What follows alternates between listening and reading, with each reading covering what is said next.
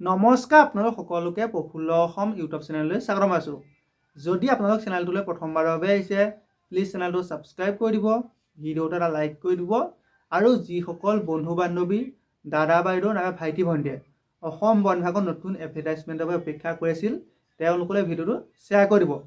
এতিয়া আপোনালোকৰ বহুদিনীয়া যি অপেক্ষা আছিল, সেই অপেক্ষাৰ অন্ত পৰি অসম বন বিভাগৰ ফালৰ পৰা নতুনকৈ বহুতখিনি পদ মুকলি হৈছে।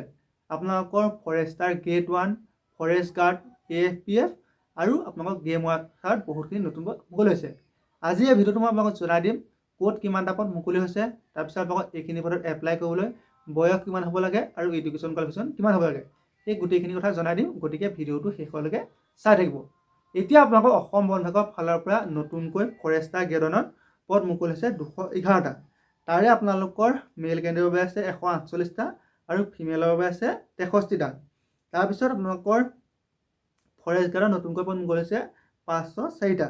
আপোনালোকৰ মেল কেণ্ডিডেটৰ বাবে আছে 353টা আৰু ফিমেলৰ বাবে আছে 151টা। তাৰপিছত আপোনালোকৰ যিটো গেম ৱাচাৰ পদ আছে, সেই গেম ৱাচাৰত মেলৰ বাবে আছে 52টা আৰু ফিমেলৰ বাবে আছে 22টা। টোটেল 74টা পদ মুকলি হৈছে। আৰু AFPFত টোটেল পদ মুকলি হৈছে 405টা।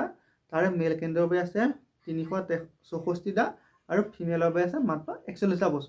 আকৌ কৰিছোঁ, ফৰেষ্টাৰ গ্ৰেড 1ৰ টোটেল পদ মুকলি হৈছে 211টা। তাৰে মেল কেণ্ডিডেটৰ বাবে আছে 148টা আৰু ফিমেলৰ বাবে আছে 63টা।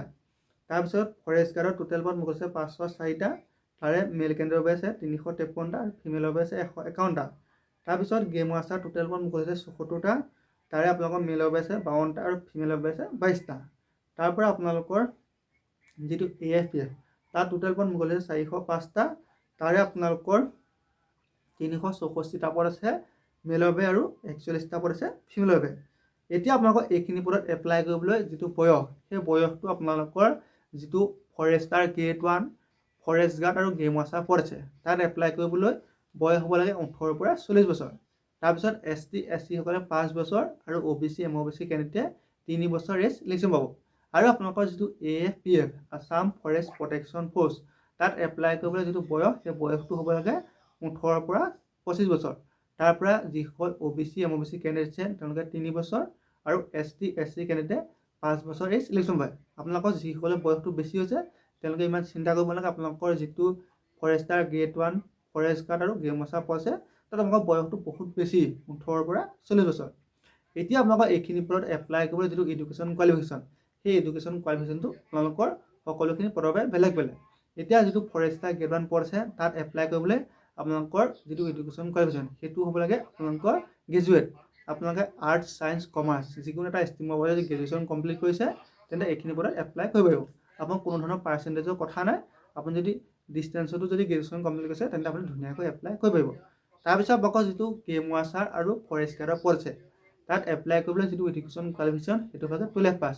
আপুনি যদি আৰ্টছ, ছায়েন্স, কমাৰ্চ যিকোনো এটা ষ্ট্ৰীমৰ পৰা যদি আপুনি 12 পাছ কৰিছে, তেন্তে আপুনি এইখিনি পদত এপ্লাই কৰিব পাৰিব। যদি আপুনি গেছ মাৰ্ক লৈ আপুনি যদি হায়াৰ ছেকেণ্ডেৰী পাছ কৰে, তথাপিও আপুনি এপ্লাই কৰিব পাৰিব। আৰু আপোনালোকৰ যিটো AFPF, তাত এপ্লাই কৰিবলৈ আপোনালোকৰ এডুকেশ্যন কোৱালিফিকেশ্যন হ'ব লাগে মাত্ৰ 10 পাছ। আপুনি যদি চিম্পুল মেট্ৰিক পাছ কৰিছে, তেন্তে আপুনি ধুনীয়াকৈ এপ্লাই কৰিব পাৰিব। তাৰপিছত আপোনালোকৰ এইখিনি পদৰ যিটো অনলাইন এপ্লাই, সেই অনলাইন এপ্লাই ষ্টাৰ্ট হ'ব 22 জানুৱাৰীৰ পৰা আৰু এপ্লাই লাষ্ট ডে 22 ফেব্ৰুৱাৰী। 22 জানুৱাৰীৰ পৰা 22 ফেব্ৰুৱাৰীলৈকে এইখিনি পদত অনলাইন এপ্লাই কৰিব পাৰিব।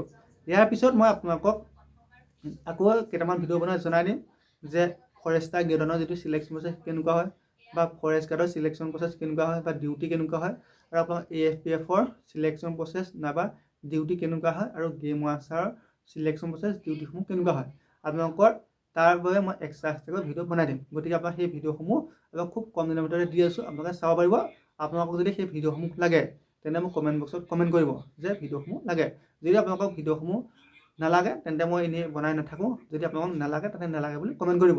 আৰু আপোনালোকৰ যিসকলে বহুত দিন ধৰি অপেক্ষা কৰি আছিল, তেওঁলোকৰ বাবে বহুত বেছি ভাল খবৰ। আপোনালোকে 22 জানুৱাৰীৰ পৰা এইখিনি পদত অনলাইন এপ্লাই কৰিব পাৰিব। ধন্যবাদ।